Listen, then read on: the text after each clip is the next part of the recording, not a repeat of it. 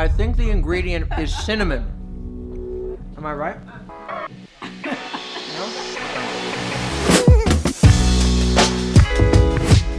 Something you should know about me is I enjoy winning. So, starting off my day this way, it's just what I like. For the past few weeks, I've been studying for this certification test. It's a test you need to pass for people, such as myself, who want to fly drones. Drone cinematography is something that I've wanted to incorporate in my videos for a while now, and especially with a few projects that I have coming up, I knew that now was the time to take this test. It's called the Unmanned Aircraft General Certification Test. I am here at the Rochester Air Center, and I am nervous.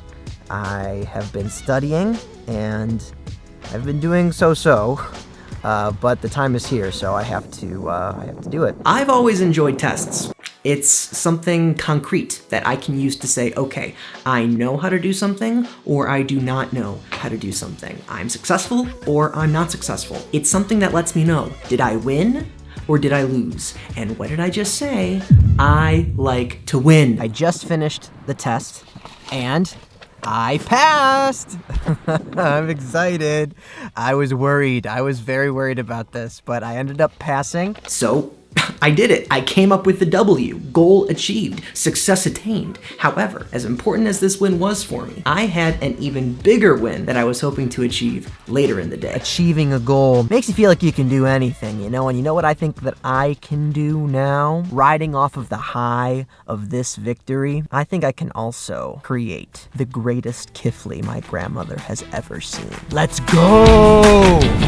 It's entirely possible that if you're watching this video, you have never heard of Kiflik. Kiflik is a bread or pastry that is very common throughout Eastern Europe. Now, my mom's family comes from Hungary, and for as long as I can remember, Grandma and great-grandma have made Kiflik for special occasions. I don't have a lot of cultural traditions that connect me to my family's past, but Kiflik is one of them. And later in the afternoon, my family and I were having a friendly competition. Me, my mom, my sister, and my sister-in-law, we were all making our own Kiflik dough for our grandmother to try. It was to be a baking competition that pit mother against son, sister against brother. It was to be the Kiflik off! Driving back to Buffalo, I knew that I had to make my Kiflik something special. It had to be special because I had to win. But there's a problem here. My family and their refusal to show favoritism. I think everyone did great. It's too hard for me to decide. I think you're all winners. Say what now? No, not again. This time, my Kiflik dough would be so good as to avoid any doubt as to who is the winner. Let's make some Kiflik. Here's how you make Kiflik. Combine 2 egg yolks, 3 ounces of cream cheese, 2 tablespoons of sour cream, half a teaspoon of vanilla extract, and the zest and juice of half a lemon into a bowl and whisk everything to combine. Set that aside and sift out 2 1/4 cups of flour. Using your hands, mix in half a cup of butter, creating a shaggy dough that has flakes of butter throughout. Make a well in the middle of the flour and pour in your wet ingredients. Stir everything together gently and roll them into individual balls. Let your dough rest in the fridge overnight. I have my Kiflik. I'm off. Bye, Davy. Bye. She doesn't want to be on camera right now. Kiflik in hand. Let's go see my family. Where's your better half? There's my dad. Are you just coming? I can hear. Yes. Hi, Graham. Hi, John. And there's Grandma, the Kiflik master herself. You don't have to be in it if you don't want to chat. Hi, Becca. Becca doesn't want to be on camera either. As soon as my sister and her wife arrived, we got right to work. Once your Kiflik dough is complete, you just gently roll it flat on a bed of confectionery sugar. My dough was super shaggy. Afterward, you put a bit of sweet filling in the center and roll the dough into a log. She would put her finger in the middle and bend it. Finally, you form the dough into a shape of a crescent moon. Right. My mom, sister, and I, we all went for a slightly different variation for our final Kiflik.